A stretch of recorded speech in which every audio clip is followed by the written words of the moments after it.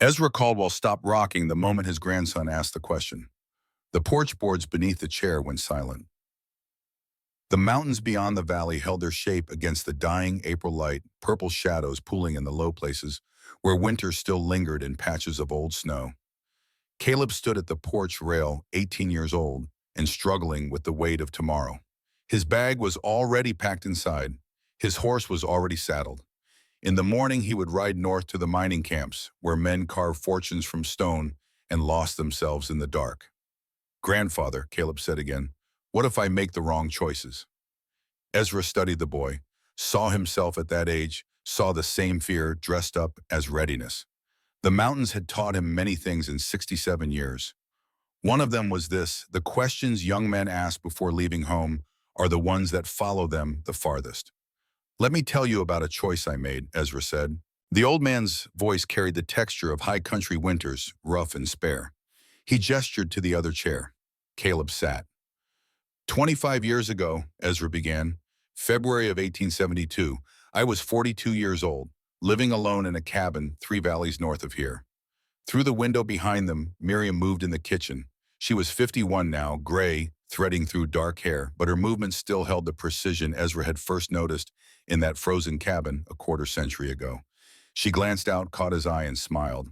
She knew this story. She had lived it. "I'd been alone for 6 years," Ezra continued. "Told myself I preferred it. The land doesn't judge, doesn't ask questions you don't want to answer, doesn't need you to explain why you failed the people you loved." Caleb leaned forward. The boy had never heard his grandfather speak this way. "I was trapping beaver, marten, whatever pelts would bring money at the trading post." Ezra's hands, scarred and strong despite his years, rested on the chair arms. "February is hard country, cold that cuts through wool, snow that never stops falling. I was checking my trap line when I found them." "Found who?" "2 women," Ezra said. "Nuns, dying in the snow." Miriam appeared in the doorway, then wiping her hands on her apron. "He saved our lives," she said quietly. Ezra shook his head. "We saved each other." The old man looked past his grandson, past the barn and the corrals and the green fields spreading toward the creek. His eyes found the mountains.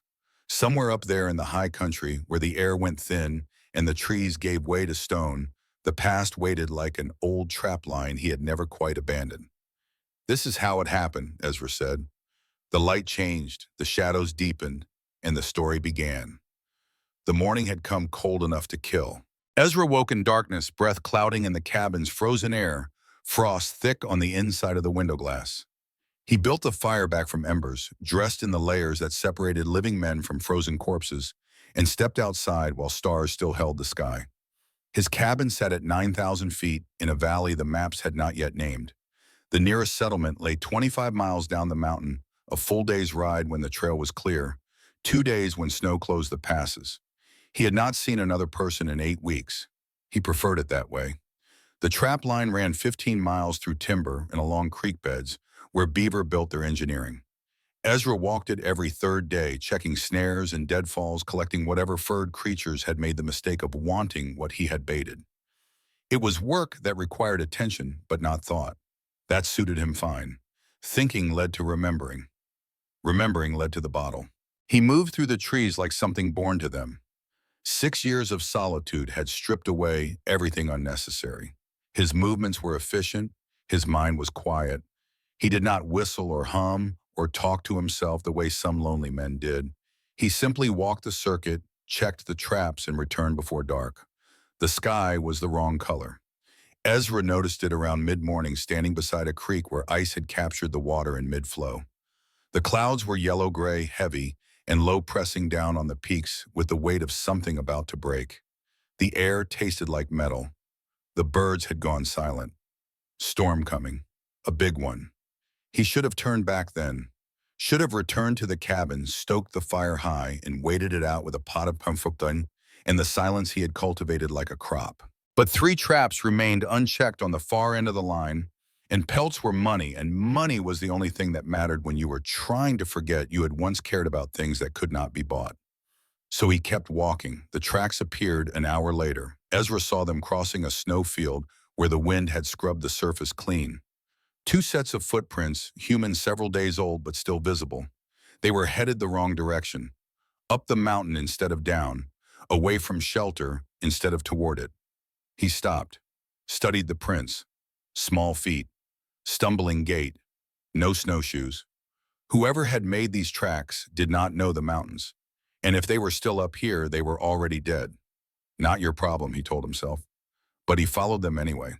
The tracks led him through timber and across frozen meadows, always climbing, always moving away from safety. Twice he lost the trail where wind had filled the prints with new snow. Twice he found them again reading the land the way other men read books. Then he found the blood. Just a few drops at first, dark against white, then more. A smear where someone had fallen and risen again. The tracks became erratic. One set was dragging now, supported by the other. They had maybe hours left, maybe less. Ezra moved faster. The storm hit Buck as he crested a ridge above a frozen creek. The wind came first, carrying ice crystals that stung exposed skin. Then the snow, horizontal and blinding, turning the world white. Visibility dropped to 20 feet, then 10. He almost missed them. A splash of color against the snow. Dark blue, maybe black fabric moving in the wind. Ezra approached with his rifle ready, mountain instinct telling him to be cautious, even as something else urged him forward. Two women lay beside the creek. One was collapsed in the snow, unconscious or dead. The other stood over her, swaying on her feet, holding a rock in both hands like a weapon. Ezra stopped 10 paces away. The standing woman was maybe 40 years old, thin as starvation, dressed in torn religious robes that offered no protection against cold that could kill in minutes. Her face was windburned and frostbitten. Her hands wrapped around that rock were bleeding from the cold. But her eyes were sharp, aware, dangerous. "Stay back," she said. Her voice was raw but steady. Ezra raised his free hand, palm open. The other held his rifle barrel pointed at the ground. He was a large man, 6 feet tall and broad through the shoulders, beard grown thick against the winter. He knew what he looked like to a desperate woman. "I have a cabin," he said, "not far. Fire, blankets. We don't know you." True enough. The woman swayed, caught herself, looked down at her companion who lay motionless in the snow. "She's dying," Ezra said. It was not a question. The woman looked back at him. Something in her face broke and reformed. The rock lowered slightly. "If you hurt us," she said, "I will kill you." "Fair." Ezra slung his rifle across his back and approached. The standing woman stepped aside but kept the rock ready.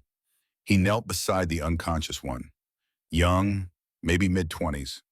Religious habit torn and frozen. Hair dark beneath a covering that had come loose. Her face was blue-white skin tight over bones. Frostbite marked her cheeks and nose. Her breathing was shallow, rapid failing. He put a hand to her throat, found a pulse weak and erratic. "How long has she been like this?" "An hour, maybe more." "Too long, much too long." Ezra scooped the young woman into his arms. She weighed nothing. Under the frozen clothes, she was skin and bone and not much else. Starvation compounded by exposure, compounded by whatever had driven two nuns into the high country in February. "Can you walk?" he asked the older one. "Yes." "Follow close. Storm's getting worse." They moved through the blizzard, Ezra breaking trail, the standing woman following in his tracks. He moved by instinct, in memory, finding his way through whiteness that erased the world. The temperature was dropping. Wind chill was pulling it below zero. Minutes mattered now. The cabin emerged from the snow like something conjured. Ezra kicked the door open, carried the unconscious woman inside, and laid her near the hearth where coals still glowed red beneath ash. The older woman stumbled in behind him and shut the door against the storm. For a moment they stood in the cabin's dimness, breathing hard, three people who had been strangers minutes ago and were now bound by the simple fact of survival. Then Ezra moved, built the fire high, hung a pot of water to heat, pulled blankets and furs from the storage chest. The older woman watched him with the alertness of prey in the presence of a predator. She positioned herself between him and the unconscious girl. One hand had disappeared into the folds of her habit. Ezra caught the glint of steel. She had a knife. He approved. "Your friend needs dry clothes," he said, not looking directly at her. "Wet fabric will kill her faster than cold." The woman hesitated. "I'll turn my back," Ezra said. "You do it." He did, He heard the rustle of frozen fabric, the woman's quick, efficient movements, and then the sound of blankets being wrapped. When he turned back, the young nun was covered in furs, only her face visible. Still unconscious. Still dying, but slower now. Ezra brought the heated water and clean cloths. Frostbite on her hands and feet. Have to warm them slow or the tissue dies. The older woman took the cloths. I know.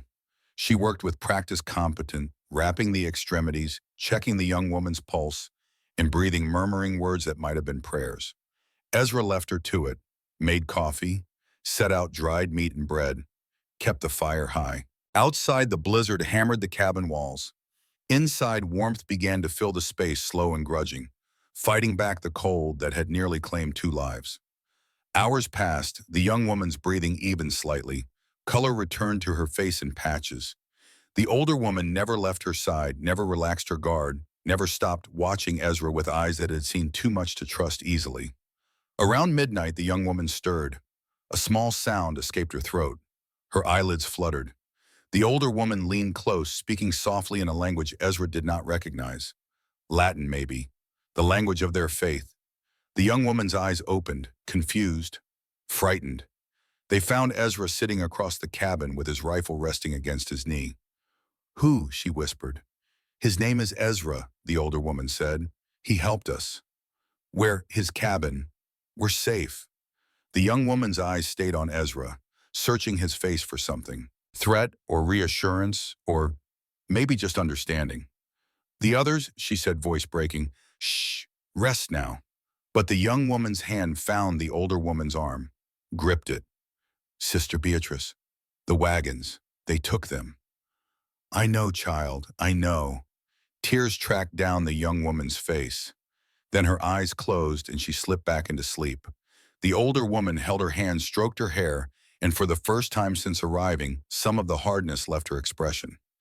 Ezra stood, moved to the far side of the cabin, giving them space. He stared out the window at the storm and thought about the words he had just heard. Wagons, they took them.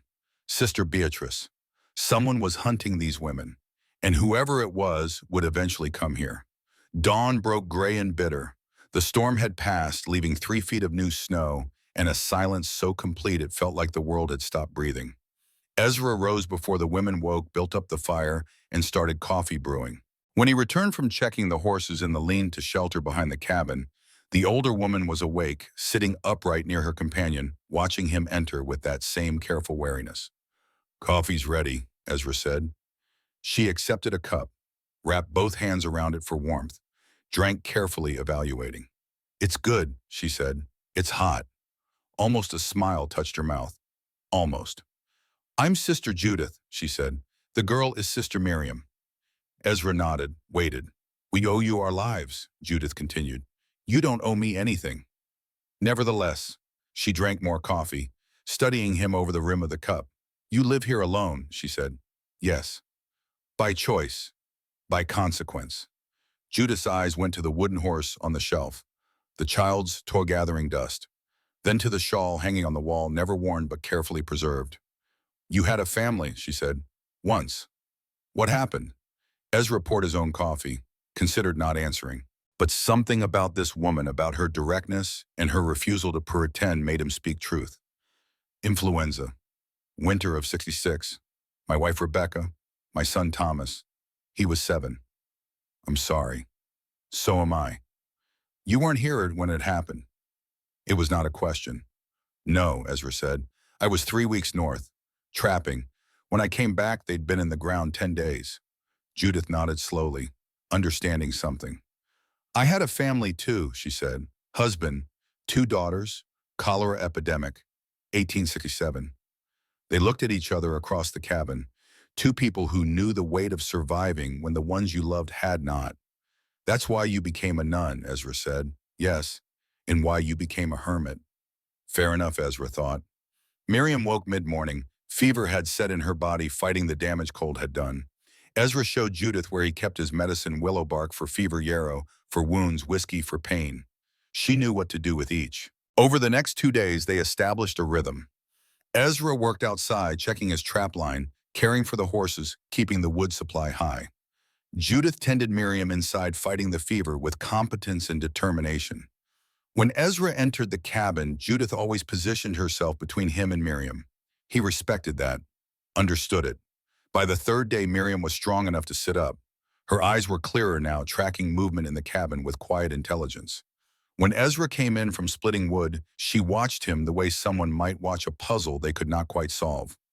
"You're wondering why I helped you," Ezra said, setting the axe aside. Miriam looked startled that he had spoken directly to her. "Yes," she said. "So am I." That surprised her more. Ezra crossed to the window, looked out at the mountains, white and clean, and empty of human complication. "I've spent 6 years avoiding people," he said. "Told myself it was easier that way, safer. Can't lose what you don't have." He turned back to face her. "Then I found you in the snow, and I had to choose. Walk away or carry you home." "Why did you choose to carry me?" Ezra thought about that, really thought about it. "Because walking away would have been easy," he said finally. "And I've been taking the easy path for 6 years. It hasn't made anything better." Miriam held his gaze. Something passed between them. Recognition, maybe. The kind that comes when two people who have been running from different things realize they have arrived at the same place. That evening, with the fire burning low and the cabin warm, Judith finally told him the whole story. 10 nuns traveling from St. Louis to Denver. A mission to establish a school. They had hired a wagon driver, an old man named Thomas, who knew the trails. They were 2 weeks into the journey when the men came. "It was organized," Judith said. Her voice was steady, but her hands shook slightly. "Not bandits. Professional. 6 men well-armed, led by someone who gave orders like a military commander." "What did they want?" Ezra asked. "Us." Miriam spoke, then her voice quiet but clear. "They killed Thomas first. Shot him when he tried to fight. Then Sister Beatrice." She stopped, swallowed. "She was 64 years old. Taught us Latin and scripture. Helped me understand my calling." Miriam's eyes were bright with unshed tears. "They shot her like she was nothing." Judith continued. "The rest they loaded into wagons. 8 sisters. The men talked about contracts, mining camps, frontier wives." Understanding came to Ezra like a fist to the gut. "They were trafficking you." "Yes." "For the mining camps." "Yes." The mining camps scattered through these mountains had more money than they knew what to do with, and fewer women than they could count. Men paid fortunes for wives. Some of those wives came willingly seeking new lives. Others did not come willingly at all. "Miriam and I escaped at a river crossing," Judith said. "Jumped from the wagon during confusion. Ran into the trees. They fired at us, but the terrain was rough. We kept running." "For how long?" 3 weeks. 3 weeks. Running, hiding, stealing food where they could find it, moving higher into the mountains where the men hunting them might not follow, until the cold became more dangerous than the hunters." "The man leading them," Ezra said. "What did he look like?" Judith's face hardened. "Tall, maybe 50, well-dressed for the wilderness, expensive coat, dark." "Did he wear a ring?" She blinked. "Yes, gold with a black stone engraved." "What was the engraving?" "2 letters, both B, intertwined like they were connected." Ezra's hands clenched. He knew that ring, knew the man who wore it. "Harrison Blackwell," he said. "You know him." "Know of him. Richest man in 3 counties. Owns half the mining claims between here and Denver. Land, timber, water rights." Ezra stood, paced to the window. His mind was working now, connecting pieces. "Didn't know he was running a trafficking operation," he said. "But it makes sense. Mining camps are desperate for women. He has the resources to organize it, the connections to make it profitable." He turned back to them. "The 8 women he took. Where are they now?" "I don't know," Judith said. "Scattered to different camps, probably. Sold to the highest bidders." Miriam's voice was barely a whisper. "We have to help them." "We will," Ezra said. Both women looked at him. "How?" Judith asked. "Marshall Fletcher Webb in Denver. Honest lawman, known him 10 years. If we can get to him, tell him what happened, he'll act." "Denver is 50 miles," Judith said. "I know. Through winter mountains." "I know. And Blackwell's men will be looking for us." "I know that too." Miriam stood, unsteady but determined. Then we should leave now, before they find us. Ezra shook his head. You're not strong enough for that ride, and a storm's coming. We wait. Wait for what? For you to heal, for the weather to clear, for the right moment. Judith's eyes were sharp. And if they find us first, Ezra looked at his rifle resting against the wall, looked at the ammunition stored in careful rows, looked at these two women who had been through hell and were still standing. Then we deal with that, he said. That night, Ezra could not sleep. He sat by the window watching the darkness, thinking about choices and consequences, and the strange way the world brought certain people together at certain times. 6 years ago, he had chosen to run a trap line instead of staying home. That choice had cost him everything. 3 days ago, he had chosen to follow tracks in the snow instead of turning back to his cabin. That choice had brought two strangers into his life. Two women who were running from the same kind of evil that took different forms, but always ended the same way, with the powerless ground under the boots of the powerful. Ezra had spent 6 years telling himself he was done fighting, done caring, done being part of the world's endless struggle between cruelty and compassion. But sitting there in the darkness, listening to Miriam's quiet breathing and Judith's soft prayers, he understood something. He had never stopped fighting. He had just been fighting the wrong battle, fighting against connection instead of for it, fighting to forget instead of to remember, fighting to stay numb instead of to feel again. The storm came on the 5th day. Not snow this time. Riders. Ezra saw them from a distance, 6 men on horseback moving through the valley below his cabin, with the purposeful spread of hunters who knew their prey was close. They were searching each structure, each shelter, working systematically toward his position. He had maybe an hour. When he returned to the cabin, Judith took one look at his face and understood. They're here. Yes. How many? 6. Miriam stood. Fear flickered across her face, but her voice was steady. We should run. Where? Ezra asked. Storm's building again. You'd freeze before you made a mile, and they'd track you anyway. Then what do we do? Ezra crossed to the wall, took down his rifle, checked the action. The weapon was clean oiled ready. We stand. Judith moved to Miriam's side. He'll kill you. Maybe. Definitely. Ezra looked at her. You have a better idea. She did not. He showed them where to position themselves. The corner behind the heavy log support beam was safest. Bullets would not penetrate that old-growth timber. He placed extra ammunition there. Water, food. If it comes to shooting, he said, you stay there. You don't move unless I tell you to. What about you? Miriam asked. I'll be handling the shooting. He said it like it was simple. Like 6 armed men against one was mathematics he had calculated and found acceptable. Miriam saw something in his face then, something hard and competent and completely unafraid. She realized this was not the first time Ezra Caldwell had faced violence. Maybe not even the 10th. You were a soldier, she said, once. In the war after, scouting for the cavalry, Indian campaigns. That explained the competence, the calm, the way he moved through preparation like someone following a familiar drill. They waited. Outside, the riders came closer. Ezra watched them approach, 6 men fanned out in a line, rifles across their saddles. They moved with military precision. Someone had trained them well. At the center rode a tall man in an expensive coat. Even from a distance, Ezra could see the quality of the horse, the silver buttons catching light, the bearing of someone accustomed to being obeyed. Harrison Blackwell. The riders stopped 50 yards from the cabin. Blackwell dismounted, stood looking at Ezra's home like he was evaluating property he intended to purchase. Ezra stepped outside.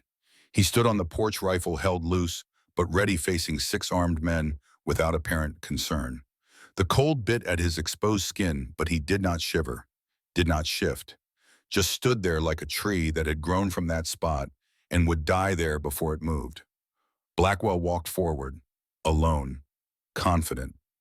You must be Caldwell, he said. His voice was cultured, educated.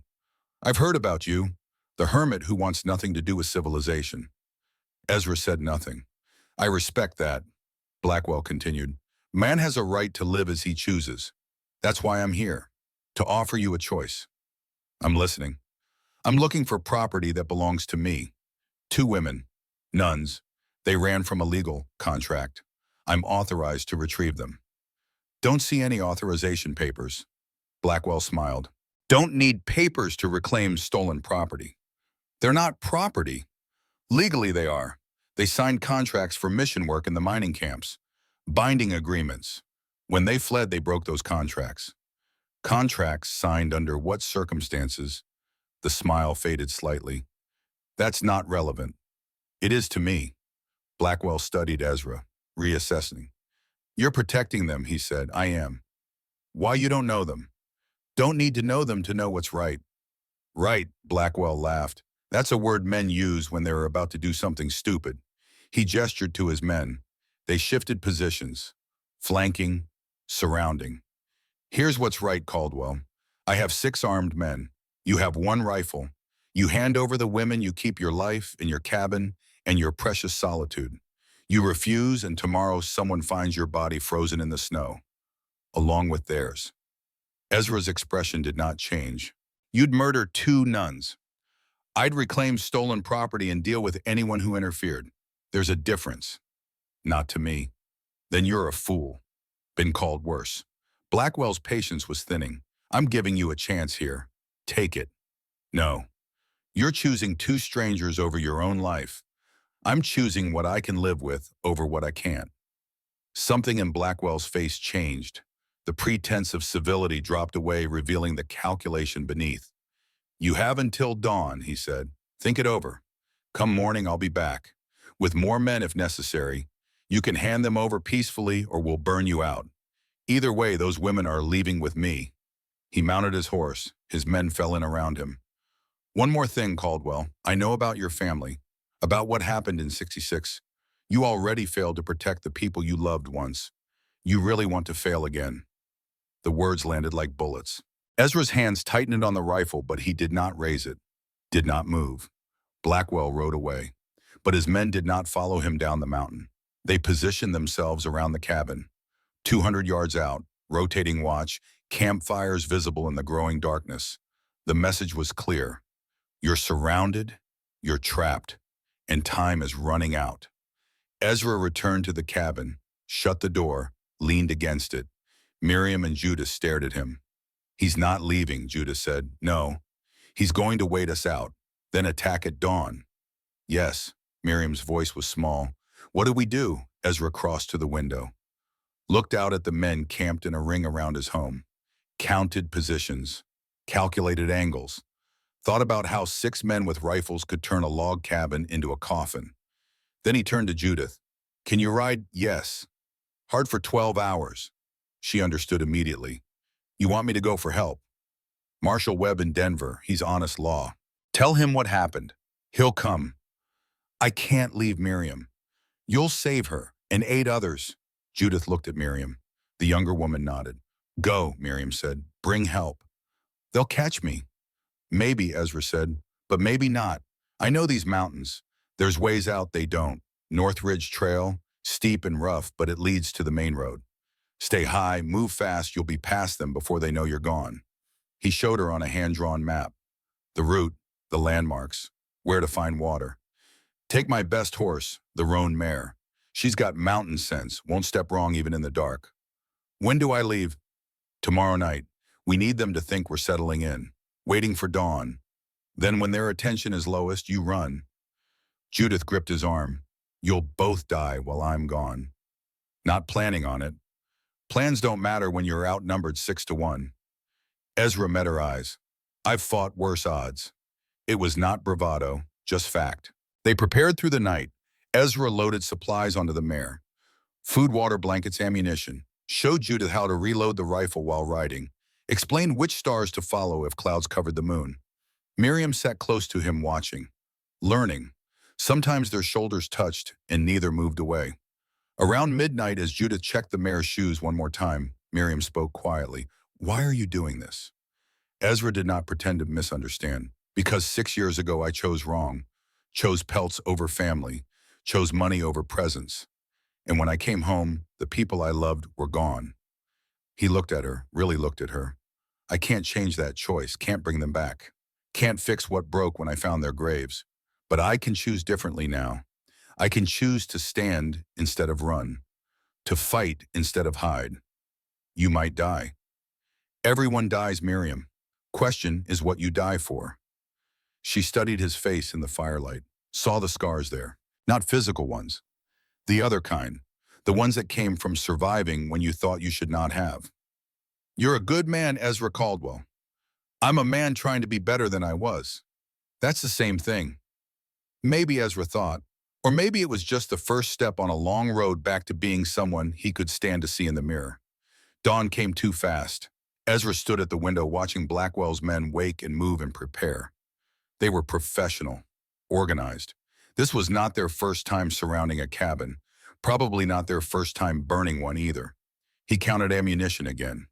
32 rounds for the Winchester, 18 for the pistol, not enough for 6 men if it came to a sustained fight, but enough to make them respect the question.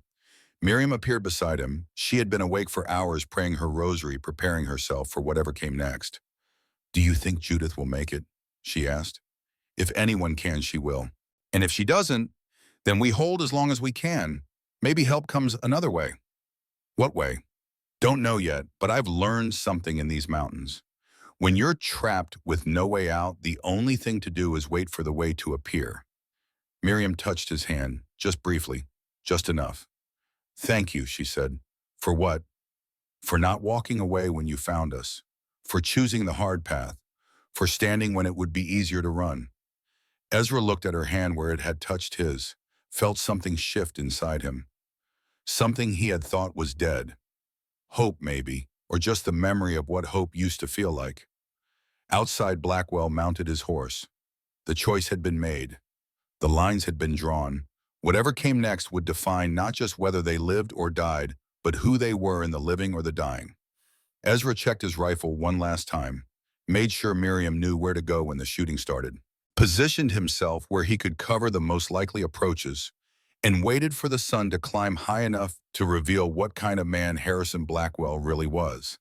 The answer came with the afternoon light. Blackwell rode forward again alone, this time stopping just outside rifle range. He sat his horse like a man who had all the time in the world.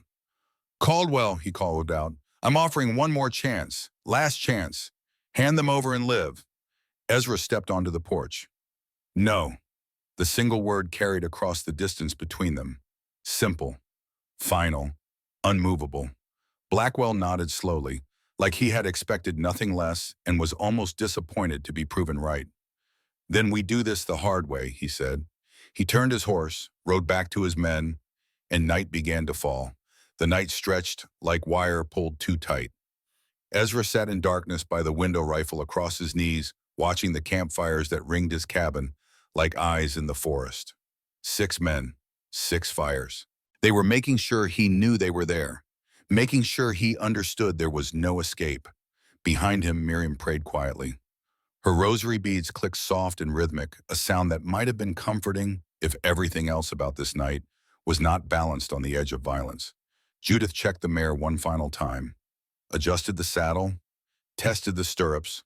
Her movements were precise, controlled, but Ezra saw the fear underneath. She was trying to hide it the way soldiers did before battle. It never quite worked. 2 hours before dawn, Ezra said without turning from the window, "That's when you ride." "Their watch will be changing," Judith said. "Yes, moment of distraction, moment when eyes are tired and attention slips. You'll have maybe 3 minutes before they realize you're gone. Make them count." He pointed north through the darkness. Ridge Trail starts a quarter-mile up that slope. Steep, rocky, but it leads over the pass and down to the main road. 8 hours hard riding, you'll hit the Denver Road. Another 4 to the city. 12 hours, if nothing goes wrong.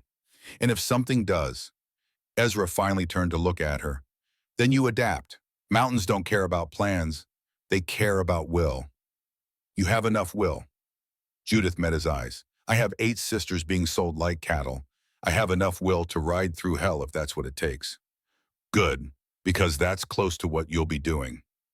Miriam stood and crossed to Judith. The 2 women embraced without words. Everything that needed saying had already been said. All that remained was the doing. The hours crawled.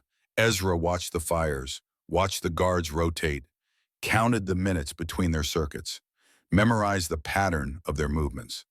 He had learned long ago that surviving violence was mostly about preparation and patience. The shooting was just the brief, loud part at the end. At 2 hours before dawn, he stood. Time.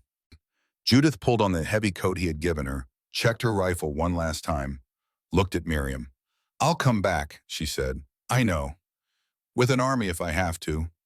Just come back alive." Judith turned to Ezra. "Keep her safe." "I will.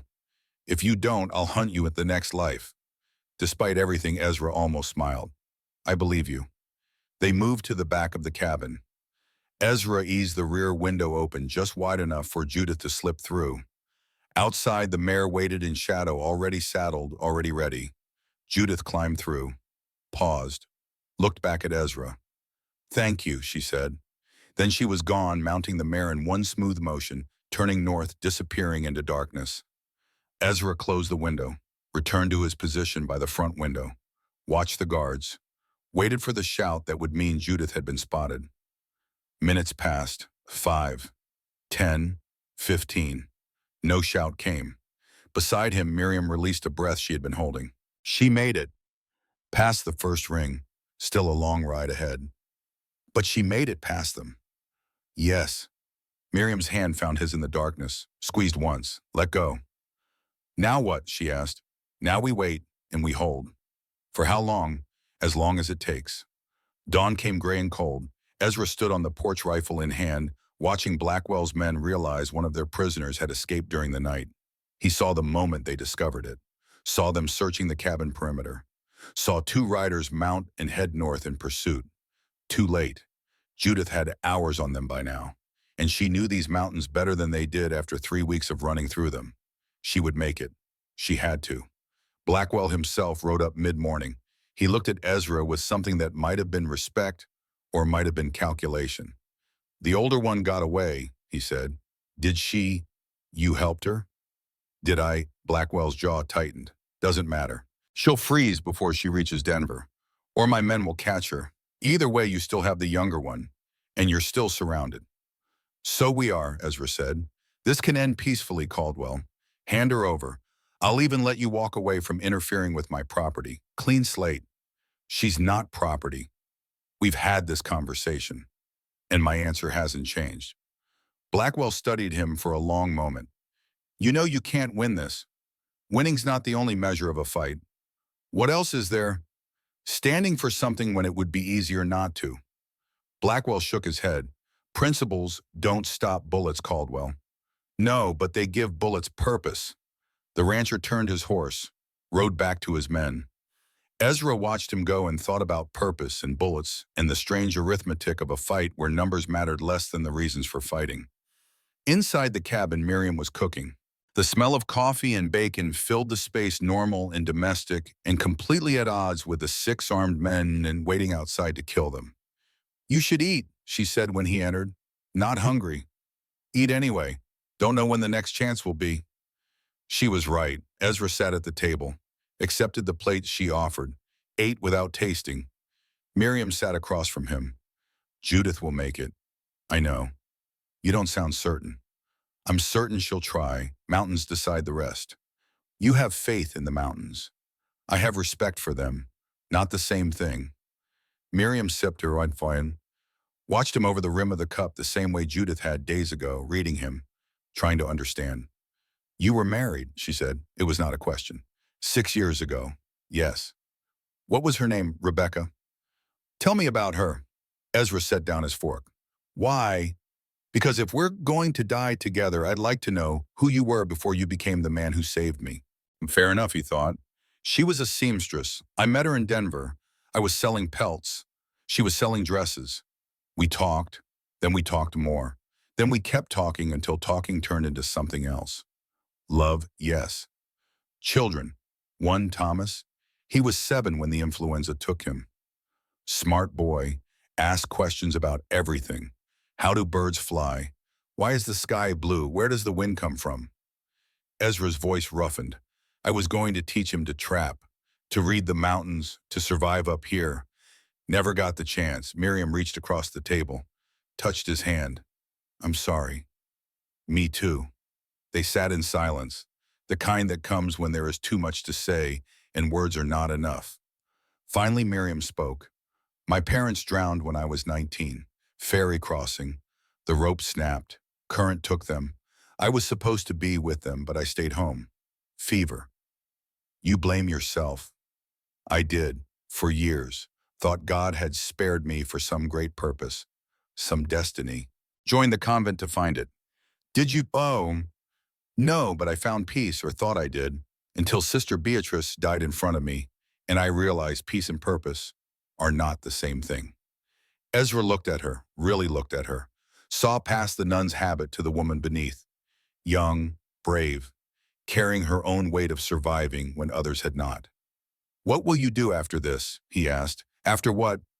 After Marshall Webb comes, after Blackwell is arrested, after this is over. Miriam's eyes held his.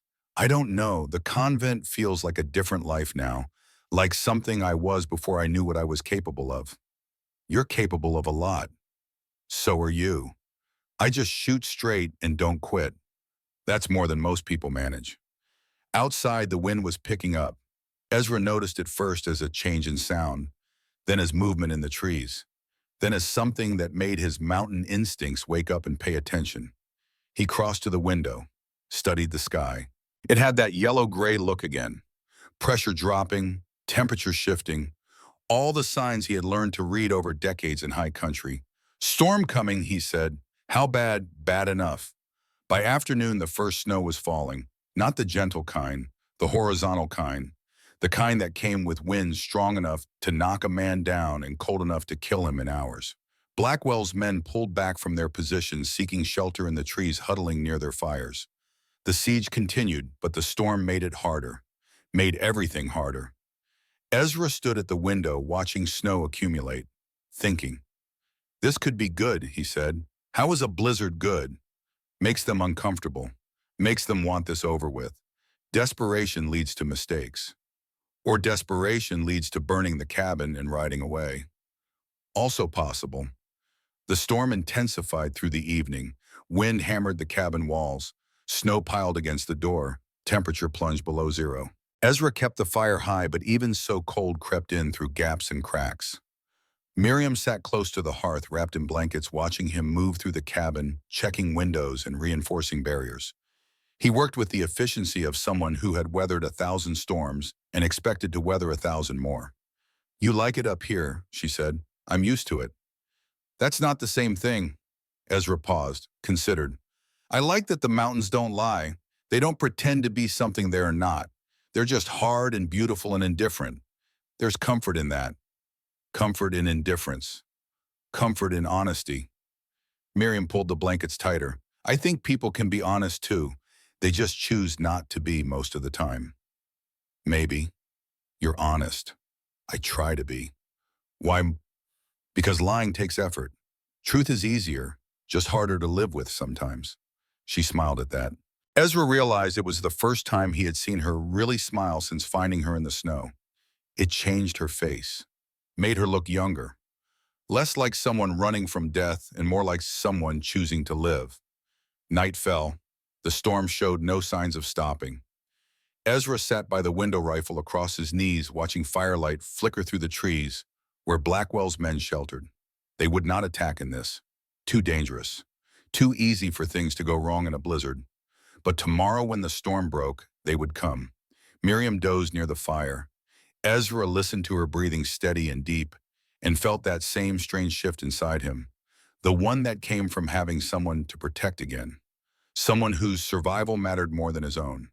He had forgotten what that felt like. Or maybe he had just buried it so deep he thought it was dead. Turned out it was not dead, just waiting. The storm broke on the third day. Morning came clear and brutally cold, the kind of cold that made your lungs ache and your eyes water and your fingers go numb in seconds. Snow lay 3 feet deep across the valley, pristine and blinding white. Ezra was checking the horses when he heard the shout. It came from downstream. Urgent. Panicked. He recognized the voice. One of Blackwell's men. He grabbed his rifle and moved toward the sound, using the trees for cover, every sense alert. Miriam called after him, but he signaled to her to stay back. The creek ran 50 yards from the cabin, frozen solid in most places, open and running in others where current was too strong for ice to hold. Ezra approached carefully, rifle ready. He found Blackwell in the water.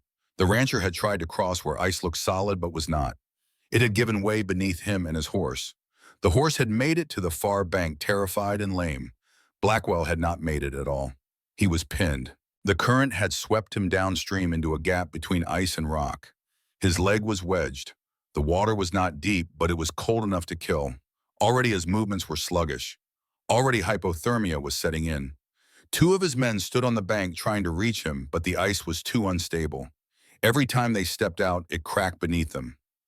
Ezra watched from cover, calculated, understood. He could walk away. Let the cold do what bullets might not. Let Harrison Blackwell die the same way he had condemned others to die. Justice in its coldest form. One of Blackwell's men saw him, raised his rifle. "Help him," the man said. Not a demand, a plea. Ezra looked at Blackwell. The rancher's eyes found his. No defiance now, no threats, just fear. The same fear Ezra had seen in Miriam's eyes when he found her dying in the snow. The same fear every person feels when they realize death is close and there is nothing they can do to stop it. Ezra made his choice. He stepped out of cover, set down his rifle, started removing his coat. "What are you doing?" one of Blackwell's men asked. "Saving him." "Why, because I can." Ezra tested the ice, found a route that might hold, moved carefully, distributing his weight, reading the surface the way he read snow and weather and everything else about these mountains. He reached Blackwell. The man's lips were blue. His hands were clumsy. He could not free his leg from where it was wedged between ice and stone. "Be still," Ezra said. He worked carefully, shifted the ice, moved the stone, freed Blackwell's leg inch by inch. The current tried to pull them both downstream, but Ezra was stronger than the water, stronger than the cold, stronger than the part of himself that wanted to watch this man die. He got Blackwell free, dragged him to the bank. Blackwell's men pulled their boss from the water, wrapped him in blankets, started a fire. Ezra stood back, retrieved his rifle, started to return to the cabin. "Caldwell." He turned. Blackwell was looking at him, shivering, broken, but alive. "Why Bob?" Blackwell asked. The same question his man had asked. Ezra thought about Rebecca, about Thomas, about 6 years of choosing wrong and living with the consequences. "Because the man I used to be would have," he said, "and I'm trying to be him again." He walked back through the snow. Behind him, Blackwell's men tended their boss. Ahead of him, Miriam stood in the cabin doorway watching. She had seen everything. When Ezra reached her, she did not speak, just looked at him with something in her eyes that might have been respect, or might have been understanding, or might have been the beginning of something else entirely. "You saved him," she said. "I did. He would have killed you." "Probably." "He still might." "Maybe." "Then why?" Ezra looked back at the creek. At Blackwell, surrounded by his men wrapped in blankets alive, because Ezra had chosen mercy over vengeance.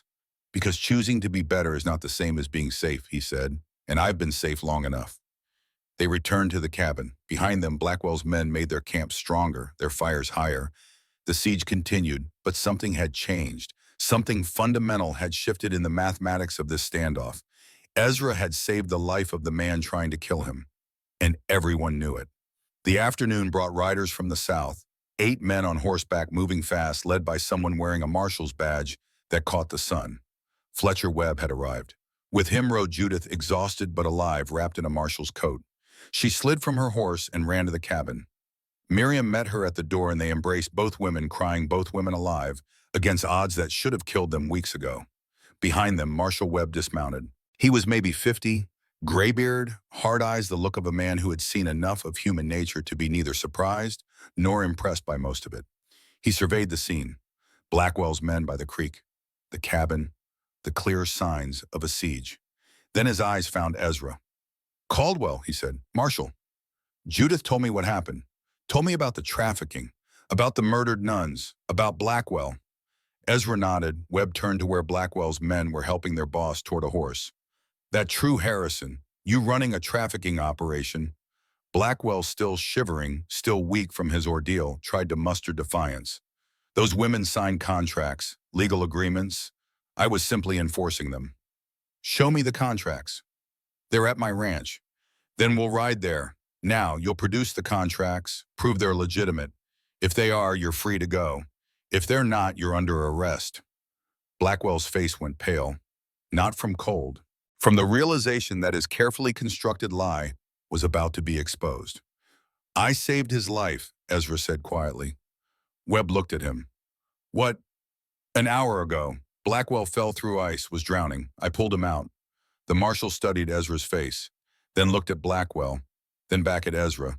You saved the man who was trying to kill you. Yes. Why pas? Because it was right. Webb was quiet for a long moment. Then he nodded slowly. Reckon that says more about you than any testimony could. He turned to his deputies. Take Blackwell into custody. We're riding to his ranch. We're finding those contracts, and we're finding the 8 women he's holding. Blackwell's men backed away from their boss. None of them moved to help him. None of them objected to his arrest. They had seen what Ezra had done. They had seen their boss saved by the very man he had threatened to murder. And they wanted no part of whatever came next. The marshal's party and Blackwell's men rode out together heading north toward Blackwell's ranch. Ezra watched them go, felt the tension that had held him tight for 3 days finally begin to ease. Inside the cabin, Judith was telling Miriam about the ride to Denver, about the 12 hours in the saddle, about finding the marshal and convincing him to come, about the deputy who had tried to stop them until Webb ordered him aside. Ezra stood in the doorway listening. These 2 women had survived things that should have killed them, had run when they should have frozen, had fought when they should have surrendered, and now they were safe. Miriam looked up, saw him watching, crossed the cabin and took his hands. Thank you, she said. For what? For standing, for fighting, for choosing us over safety. I chose right over wrong. You just happened to be on the right side. That's the same thing. Maybe Ezra thought. Or maybe it was just the first step back toward being the kind of man who could tell the difference. 3 days later, Marshal Webb returned. He brought news. The contracts were forged. All of them. Blackwell had been running a trafficking operation for 2 years, selling women to mining camps across 3 territories. 47 victims, 23 buyers. A network that reached from St. Louis to California. The 8 nuns taken with Miriam and Judith had been found. Traumatized, but alive. Held in locked rooms on Blackwell's ranch, waiting to be sold to the highest bidders. Blackwell himself was in custody in Denver. Federal charges, kidnapping, murder, trafficking across territorial lines. He would hang. His men had scattered. Some were caught. Some disappeared into the mountains. Some, like the one who had pleaded for Ezra to save Blackwell's life, turned themselves in and testified against their former boss. The story spread. Through the mining camps. Through the settlements, through the high country where men lived by codes older than laws.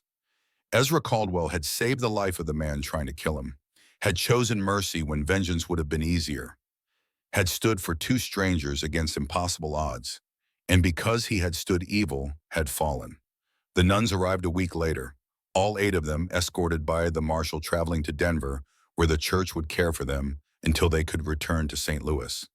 They came to Ezra's cabin to thank him, to thank Judith, to thank Miriam. Sister Josephine, the eldest, embraced Ezra with surprising strength. You are a good man, she said. I'm just a man who made a choice. The hardest choice.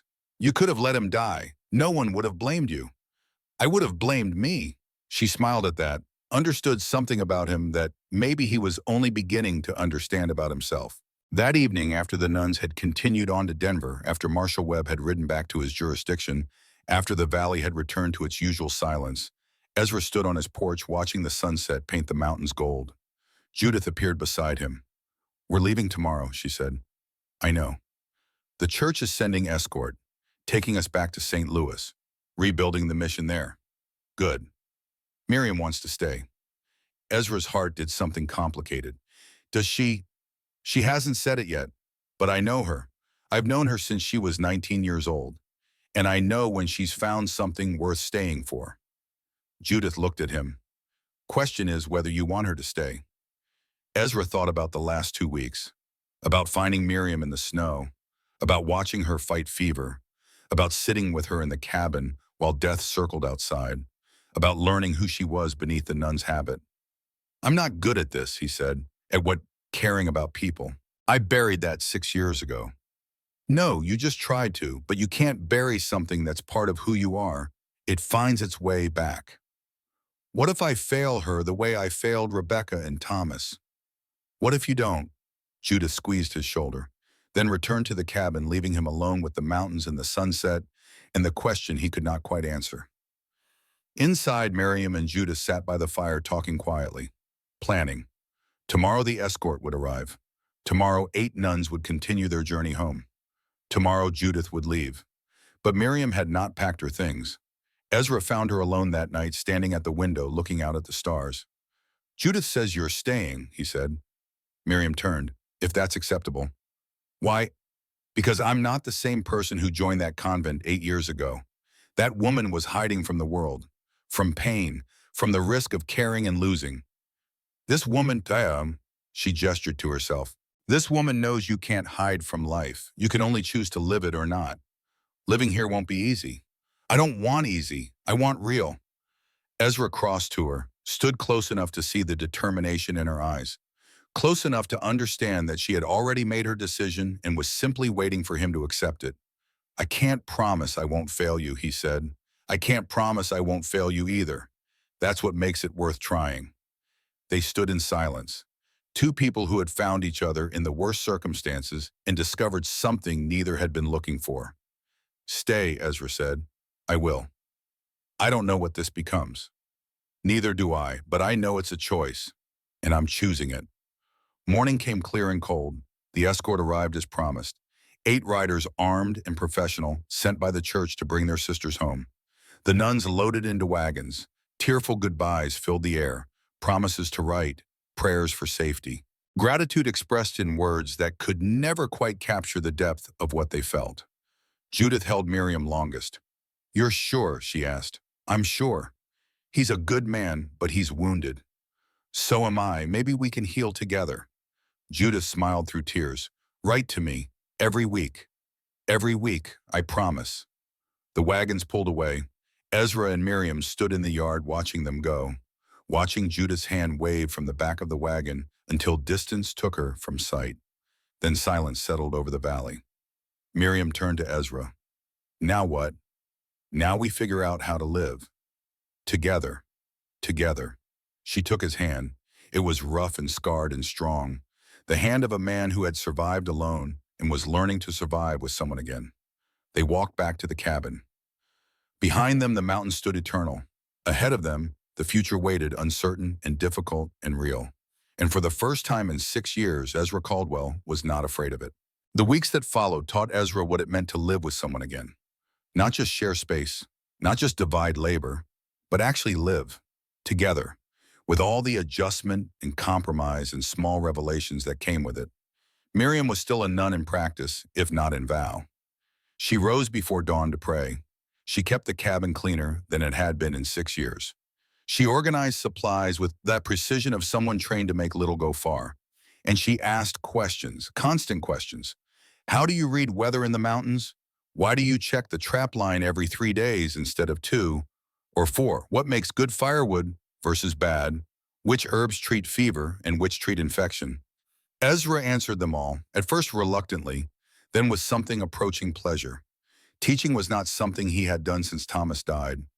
He had forgotten how satisfying it could be to pass knowledge forward, to watch someone learn, to see understanding light in their eyes. Miriam learned fast. Within 2 weeks, she could read a sky as well as most mountain men, could identify edible plants from poisonous ones, could shoot straight enough to hit what she aimed at, though she still flinched at the rifle's kick. You're getting better, Ezra said one afternoon, watching her hit a target at 50 yards. I'm getting less terrible, she corrected. Same thing. Not even close. But she smiled when she said it. That smile was appearing more often now, like something frozen was thawing. Like the woman she had been before fear and running and Sister Beatrice's murder was finding her way back to the surface. Spring arrived in pieces.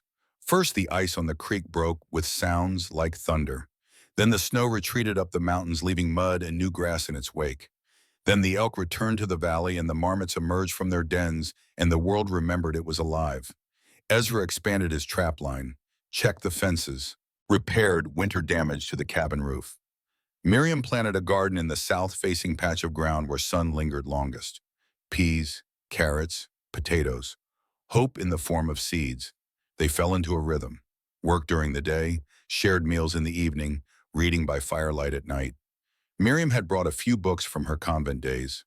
Poetry, scripture, a collection of essays by Emerson that she read aloud while Ezra carved or cleaned his rifle or simply listened.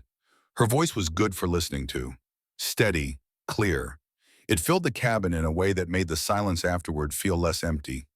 One evening in late April, a rider arrived. Ezra saw him coming from a mile away. Single horse, moving without urgency. When the man came close enough to identify, Ezra recognized the church collar. Bishop Michaels from Denver. Elderly, kind-faced, carrying the weight of authority with the weariness of someone who had borne it too long. The bishop dismounted stiffly, accepted Ezra's offer of coffee, sat at the table across from Miriam with the careful formality of a man about to deliver news that would change lives. "Sister Miriam," he began. "Just Miriam, Your Excellency." "Yes, about that." The bishop pulled a document from his satchel. "The church has reviewed your request for dispensation from your vows." Ezra's hand stilled on the coffee cup. This was the moment, the choice made official. The path chosen confirmed.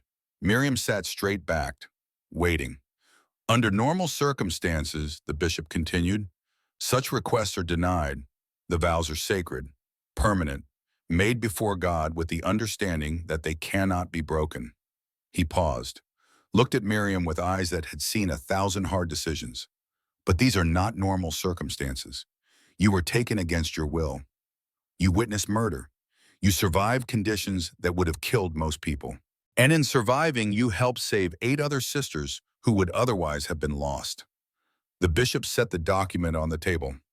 "Sister Josephine testified on your behalf, said you had earned the right to choose your own path. Marshall Webb testified that you showed extraordinary courage. Even Mr. Caldwell here spoke to your character."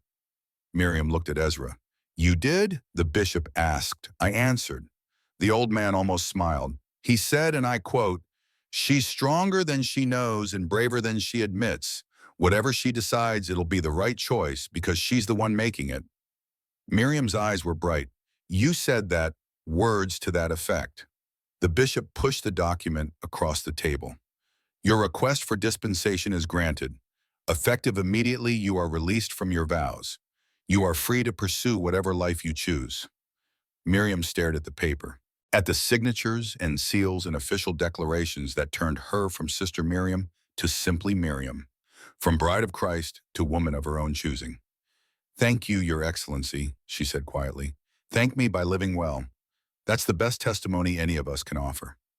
The bishop finished his coffee, remounted his horse, rode back down the mountain, leaving behind a woman who was no longer bound by vows she had taken 8 years ago when she was running from grief instead of toward life. That evening, Ezra and Miriam sat on the porch, watching stars emerge in a sky so clear it felt like you could see all the way to eternity. "How does it feel?" Ezra asked. "Strange. Like I should be different somehow. But I'm not. I'm just me. You were always you. Just took some time to remember that." Miriam pulled her shawl tighter. The nights were still cold, even as the days warmed. "What happens now? What do you want to happen?" "I don't know. I've been part of something bigger than myself for so long. The church, the order, the mission. Now I'm just one person trying to figure out what one person is supposed to do." Ezra thought about that, about his own 6 years of being just one person, how it had felt both freeing and suffocating, how isolation had protected him from pain, but also from everything that made pain worth risking. "You build," he said finally, "one day at a time, one choice at a time. You build something worth protecting, and you protect it. Is that what you're doing?" "Trying to." She looked at him. "Are you protecting me?" "Yes." "Why?" "Because you're worth protecting." That's not an answer. Ezra met her eyes. In the starlight, they were dark and serious, and asking questions he was not sure he could answer. Because when I found you in the snow, something woke up inside me that I thought was dead, he said. Because watching you fight to stay alive reminded me what fighting was for. Because you being here makes this cabin feel less like a hiding place and more like a home. Miriam was quiet for a long moment. I'm staying, she said finally. I know. Not because I have nowhere else to go. I could go back to a St. Louis, could rejoin the order in a different capacity, could do a dozen other things. But you're staying, because this is where I choose to be, with you, building something. Ezra nodded, felt that shift inside him again, the one that came from having a future instead of just a present, from having someone to build that future with instead of just surviving alone. Then we build, he said. Summer came in slow and stayed long. The garden grew. The trap line produced enough pelts for trade. Ezra made 2 trips to the settlement selling furs and buying supplies. Sugar, flour, fabric for Miriam to make clothes that were not Nuns' habits. She sewed in the evenings while he read aloud from the newspapers he had brought back. The world beyond the mountains was changing. Railroads were spreading. Towns were growing. The wild places were shrinking. Do you think it'll reach here? Miriam asked one night.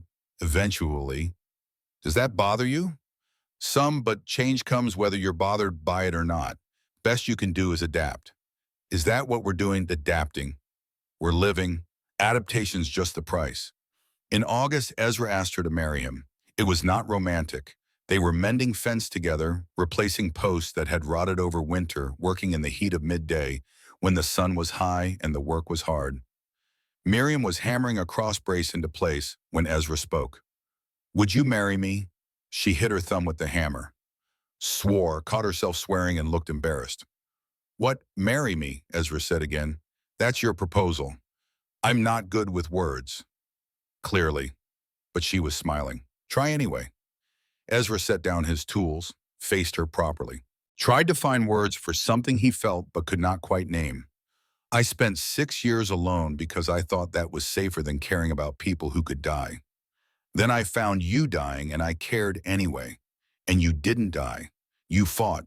You stayed. You chose to build something here with me. He gestured at the cabin, the garden, the valley spreading toward the mountains. This isn't much. It's hard living and cold winters and more work than comfort. But it's honest, and it's ours if you want it to be. Miriam set down her own tools, crossed to him, took his hands in hers. Yes, she said, yes. I'll marry you, Ezra Caldwell, build a life with you, face whatever comes next together instead of alone. Even though I'm terrible at proposals, especially because of that. They were married in September, small ceremony in the settlement's church. Marshall Webb stood as witness. The few neighbors Ezra had made over the years attended. No family for either of them. Both had lost everyone who mattered before they found each other. Miriam wore a dress she had sewn herself, blue, simple. She looked nervous and hopeful and beautiful in a way that had nothing to do with fabric and everything to do with choosing to be there. Ezra wore his best shirt and tried not to look as terrified as he felt. Not of marriage, of failing at it, of losing another person he loved to circumstances beyond his control. The preacher was old and hard of hearing, but he got through the vows without major incident. Do you take this woman? Do you take this man, for better or worse, in sickness and health, till death parts you? They said yes, both of them, meaning it, and that was that. They rode back to the cabin as husband and wife, started building a life that was no longer about survival, but about something harder and better, about choosing each other every day, about making a home instead of just occupying space. The first year was adjustment, learning to share not just a cabin but a life, learning each other's rhythms and habits and the 1,000 small ways 2 people either fit together or drove each other apart. They fit. Not perfectly. Nothing about mountain living was perfect, but they fit in the ways that mattered. Miriam learned to read his silences, knew when he needed space to work through old memories, gave it to him without comment, welcomed him back when he returned. Ezra learned to talk more, to share what he was thinking instead of just brooding through it, to let her into the darker places inside him where Rebecca's and Thomas's ghosts still lingered. "They're part of you," Miriam said one night when he had been particularly quiet. "I'm not asking you to forget them, just to make room for me alongside them." "That's not hard." "Of course it's hard, but love isn't about easy, it's about worth it." In the spring of 1873, Miriam told him she was pregnant. Ezra's first reaction was fear, pure, undiluted. The kind that came from knowing exactly how wrong things could go, how quickly joy could turn to grief. "We don't have a doctor up here," he said. "I know. Nearest one is 25 miles down the mountain." "I know that too. Things can go wrong. Childbirth is dangerous even with help." Miriam took his face in her hands, made him look at her. "Things can always go wrong, Ezra. Living is dangerous. Loving is dangerous. But we do it anyway because the alternative is not living at all. I can't lose you. You won't. You can't promise that." "No, but I shall fight to stay, just like I fought in the snow, just like I've fought every day since." The baby came in November, a girl, born in the cabin with Miriam doing most of the work herself and Ezra hovering uselessly terrified and useless and more afraid than he had been facing 6 armed men. But Miriam was strong, stronger than the pain, stronger than the fear. She brought their daughter into the world with determination and grit, and only a little help from Ezra, who mostly just tried not to faint. They named her Catherine, after Ezra's first wife. Miriam's idea. "She deserves to be remembered," Miriam said, holding the baby. "She was part of making you who you are. That makes her part of this too." Ezra held his daughter for the first time and felt 6 years of frozen grief begin to thaw.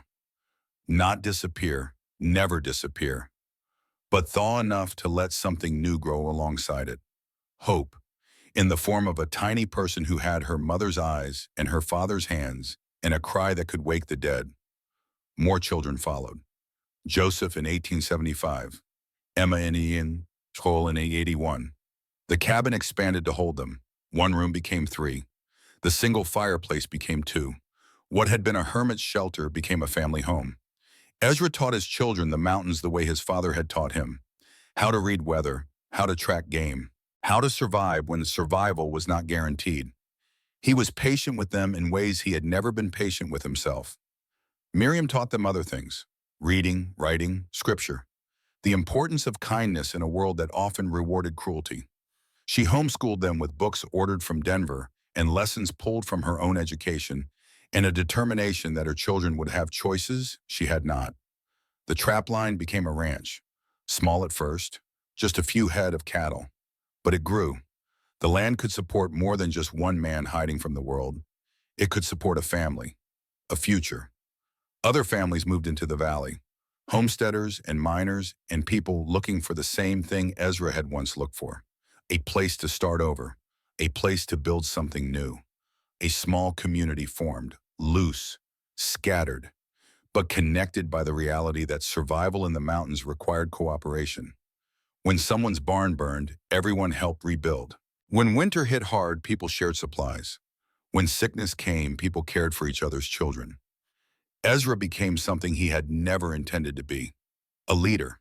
Not by seeking it, just by being there. By being reliable. By being the kind of man people turned to when things went wrong. He mediated disputes, helped new homesteaders find good land, taught young men how to survive their first mountain winter, built a reputation for fairness and competence and quiet strength. Miriam ran what amounted to a frontier school, teaching not just her own children, but any child whose parents wanted them educated. 10 students, then 15, then 20. Classes held in a building the community constructed together, paid for in labor and gratitude. Life was not easy. Winters were still brutal. Summers brought drought. Disease took children too young. Accidents claimed men too needed. The mountains gave and the mountains took away, and there was no predicting which would come next. But there was also joy. Catherine's first steps, Joseph's first successful hunt, Emma's laugh that could brighten the darkest day, Samuel's questions that never ended, and Ezra's patient answers that sometimes took hours to complete. There were summer evenings on the porch with the whole family gathered. There were Christmas mornings with handmade gifts and too much food. There were quiet moments when Ezra and Miriam would look at each other across a room full of children and noise and life and understand exactly how far they had come from that day in the snow. 25 years passed like water through fingers, fast and slow at the same time. Each day, its own eternity, all of them together adding up to a life. In the spring of 1897, Ezra turned 67. Miriam was 51. Their children were grown. Catherine married to a rancher 20 miles south. Joseph running his own trap line in the high country. Emma teaching school in Denver. Samuel working the ranch with his father, preparing to take it over when Ezra could no longer manage. And there were grandchildren, 9 of them, scattered across Colorado. Evidence that what Ezra and Miriam had built together was growing beyond them, becoming something that would outlast them.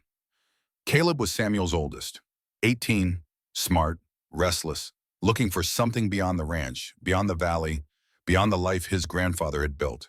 He was leaving in the morning, taking a job as a surveyor for a mining company in the Northern Territories. Good money, hard work, a chance to see places he had only read about. Ezra understood that restlessness, had felt it himself once, before Rebecca, before Thomas, before he learned that searching for something better often meant leaving behind something good. So he told his grandson the story, all of it.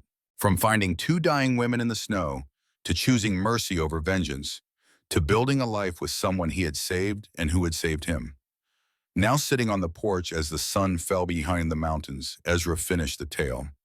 "That's how your grandmother and I came to be," he said. "That's how this ranch started. That's how all of you exist." Caleb was quiet for a long time, processing, understanding. "You could have walked away," he said finally. "That first day, when you found them, you could have just kept walking." "I could have, but you didn't." "No." Why? Ezra thought about that question. The same one Blackwell had asked 25 years ago. The same one he had asked himself 1,000 times since. "Because walking away would have been easy," he said. "And I'd spent 6 years taking the easy path. It had made me safe, but it had also made me alone. And alone isn't the same as alive." He looked at his grandson. "You're going north tomorrow, into hard country. Dangerous work. You'll face choices. Some will be easy, some won't. When you face the hard ones, remember this. The easy choice usually protects you. The hard choice usually costs you. But it's the hard choices that define who you are. What if I choose wrong? Then you live with it, learn from it, choose better next time. That's all any of us can do." Caleb nodded slowly. "I'm scared, grandfather." "Good. Fear means you understand what's at stake. Courage isn't not being afraid. It's being afraid and acting anyway." Miriam appeared in the doorway. "Dinner's ready." Inside, the table was set for 3. The house that had once held 7 now held just 2. All the children grown and gone, building their own lives, making their own choices. They ate together, 3 generations, sharing a meal and stories in the comfortable silence that came from people who knew each other well enough not to need constant words. After dinner, Ezra walked Caleb to the barn where the young man's horse was stabled and his gear was packed. "You'll write," Ezra said, "every week. Don't make promises you can't keep. Then every month. Better." Caleb turned to face his grandfather. "Thank you for the story, for the advice, for everything." Ezra pulled his grandson into an embrace. Brief, firm, the kind mountain men gave when words were insufficient. "Be good," Ezra said. "Be careful. Be the kind of man who helps women dying in the snow instead of walking past them." "I will. That's all I ask." Morning came with cold and clarity. Caleb loaded his horse, said goodbye to his grandmother, who cried despite promising herself she wouldn't, shook his grandfather's hand one last time. Then he rode down the valley toward whatever future waited in the north. Ezra and Miriam stood in the yard watching him go, watching their history repeat itself in the form of a young man leaving home to find his fortune in hard country. "He'll be all right," Miriam said. "I know. You taught him well." "We taught him. Together." She took his hand. After 25 years, it still felt right, still felt like the choice that had changed everything. They walked back to the porch, sat in the chairs they had sat in 1,000 times before, looked out at the valley that had been witness to their entire life together. "Do you ever regret it?" Miriam asked. "What, saving us, choosing to fight instead of hiding?" building all this instead of staying alone. Ezra thought about Rebecca and Thomas, about the guilt that had driven him into isolation, about the 6 years he had spent running from pain by refusing to feel anything at all. Then he thought about finding Miriam in the snow, about choosing to carry her home, about standing against Blackwell, about saving the man who had tried to kill him, about building a life with a woman who had been running from her own pain until they found each other and decided to stop running. No, he said, I don't regret it. Not even the hard parts. Especially not the hard parts. The hard parts are what made it worth it. Miriam leaned her head against his shoulder. They sat like that as the sun climbed higher, as the valley woke to another day, as the ranch continued its work of being a ranch, and the world continued its work of being the world. Inside the cabin, the child's wooden horse still sat on its shelf. Rebecca's shawl still hung on the wall. The past was still present, still part of who Ezra was. But it was not all he was, not anymore. He was also the man who had saved 2 nuns in the snow, who had stood against evil when it would have been easier to look away, who had chosen mercy when vengeance would have been justified, who had built a family and a ranch and a community in a place that had once been just a hermit's hideout. He was Ezra Caldwell, husband, father, grandfather, mountain man, survivor, builder of lives instead of just guardian of pelts. And he was content.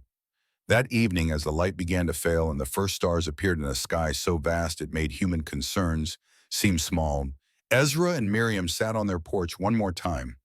25 years, Miriam said. 25 years, Ezra agreed. Feels like yesterday and forever at the same time. That's because it was both. She smiled at that. Always the poet. Never the poet, just a man who learned to pay attention to what matters.